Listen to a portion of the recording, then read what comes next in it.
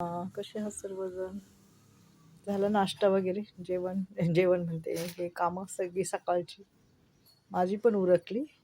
माझं काम आहे ना 10-10:30 पर्यंत होऊन जातं सर्व, कारण पाणी जातं आमच्या इथं. आहे ना पाण्याचं सकाळी येतं पाणी, आणि पाणी आल्याच्या नंतर आम्हाला सर्व कामं करावे लागतात पाण्या असतानाच.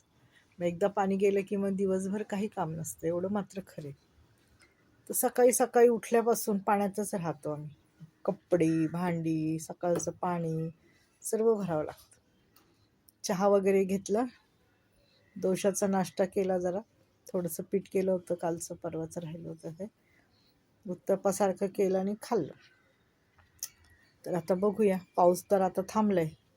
सकाळी खूप पाऊस होतो जोरात, जेव्हा मुलांच्या शाळा असतात ना, मुलं जेव्हा जायची यायची असतात ना, तेव्हाच नेमका भरपूर पाऊस आला होता. इतका पाऊस होता की थांबतही नव्हता. तशीच गेली सर्व मुलं शाळेत पावसात. आम्ही पण असंच पावसात जायचो माहिती का, भिजत भिजत पायी पायी जायचो आम्ही.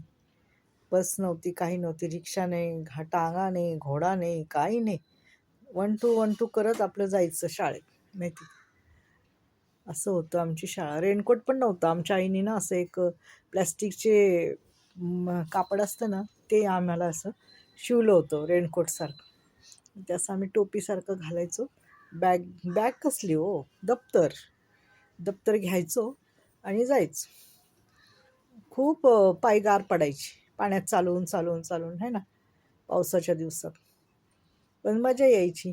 या पाण्यात पाय टाक, त्या पाण्यात पाय टाक, असं करून करून साचलेल्या पाण्यातून आम्ही जायचं. तर अशी खूप आठवणी आहेत शाळेतल्या. शाळेत जाताना छान वाटायचं, पण आम्ही कधी असं रडलो नाही की आम्हाला पायी पायीच नको, बसच पाहिजे, रिक्षाच पाहिजे, हेच पाहिजे, तेच. आत्ताच्या मुलांचे ना फार चोचले झाले. पैसा आला ना आईवडिलांकडं. पहिले आईवडिलांकडे एवढा आमच्या पैसा नव्हता. 10 पैसे, 5 पैसे, 4 आणे, 8 आणे एवढेच आम्हाला भेटायचे. रुपया तर नव्हताच. रुपया तर नंतर 11वी-12वीला गेल्याच्या नंतर रुपया, माहिती का.